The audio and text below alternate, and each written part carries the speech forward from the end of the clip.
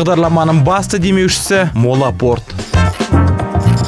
Белгілі продюсер Баян Мақсатқызы өзінің «Баян, өзім жайлы ғана емес» атты кітабын 2 миллион теңгеге сатпақшы. Сатылымнан түскен қаражатты Мақсатқызы есту қабілетінде кемістігі бар 13 жасар Алинұрға аудармақ ниетте екен. 5 жылдан бері ата-анасынан жырақта оқуға мәжбүр болған Алинұр құлағына аппарат кисе, арнайы интернетта емес, қарапайым мектепке бара алады екен. Ал оның есту аппараты 2 миллион теңге тұрады. Жүрегіммен естимін қайырымдылық қоры арқылы балаға көмектескісі келген Баян Мақсатқызы дәл осы себепті қолтаңбасы қойылған кітапты 2 миллион теңгеге сатпақ.